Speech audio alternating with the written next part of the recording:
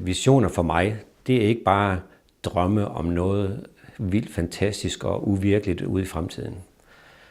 Visioner, det er også at se det Gud lægger til rette for os lige omkring hjørnet.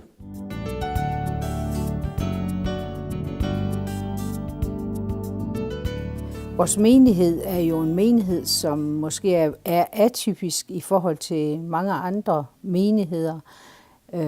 Men vi har lært i den her proces også, at vi har mange kvaliteter, som kan bruges, og prøve at udnytte dem, det var vigtigt. Det har været en lang proces, det har jo taget mange år. Men der er i hvert fald 2-3 ting, der har betydet rigtig meget i den sammenhæng.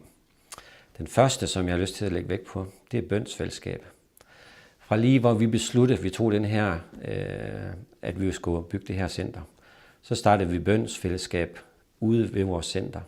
Så der har været bøn hver mandag og hver torsdag aften for henholdsvis mænd og kvinder, som har bedt for menigheden og for centret.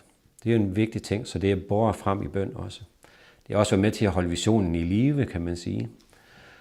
Så har vi også gjort en anden ting, det er, at vi har rådført os med mange gode rådgivere. Vi har haft vores projekter ud til vurdering ved eksterne arkitekt- og ingeniørfirmaer flere gange på grund af kontakt til fonde, som kom med positiv kritik til, hvordan vi kunne gøre det bedre, hvordan vi kunne udnytte faciliteterne bedst muligt. Så vi tænkte os godt om, inden at vi gik i gang med at bygge.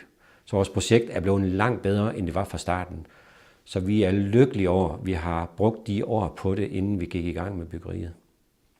Så talte Gud også til os om, ud fra en beretning i 2. kongebog, hvor en enke havde mistet sin mand, der var en af profeterne.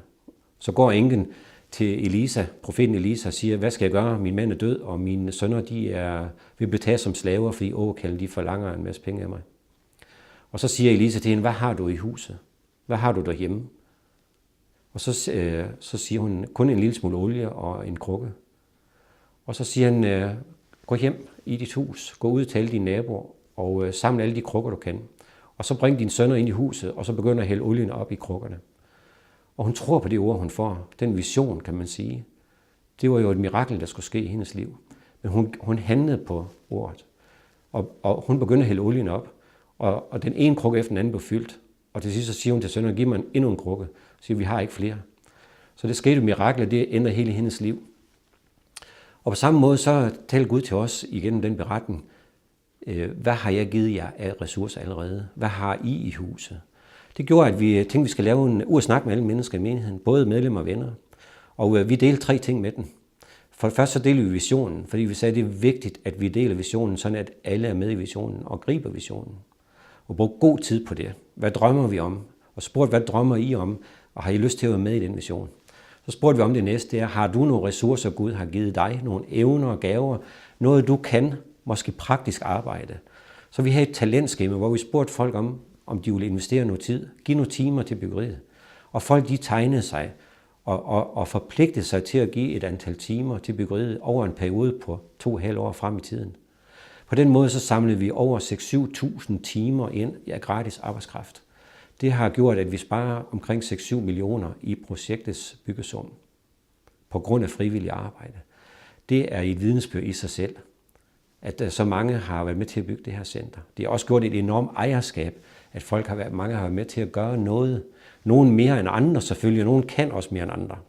Så spurgte vi til sidst, har du noget økonomi, du vil med til at investere? Og der har vi fået en gudgiven idé, det tror jeg på, og sagde, vil du være med til at give et gavebrev til centret her, og give 1.000 kroner i gave de næste 10 år, og forpligte dig til det, så kan du trække fra i skat.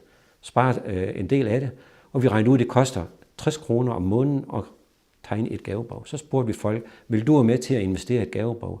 Og sagde, måske kan du investere mere end et, men vi vil bare opfordre så mange som muligt til at være med, sådan at vi står sammen om den mission.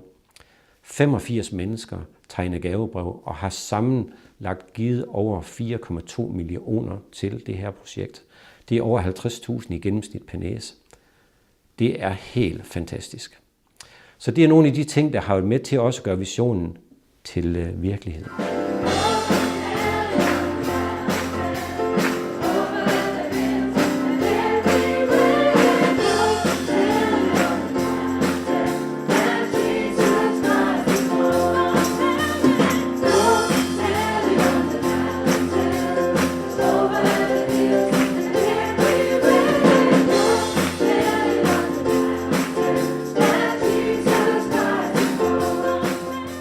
Nu har vi en drøm i menigheden. Det er, om vi vil stå sammen om at investere de næste 10 år i det at bygge den menighed, Gud har tænkt. Og vi har faktisk den drøm også i menigheden, at vi har lyst til at spørge hinanden om, hvad har Gud givet dig af ressourcer? Hvad har du i huset med hensyn til det at tjene, med hensyn til det at være med til at bygge Guds menighed?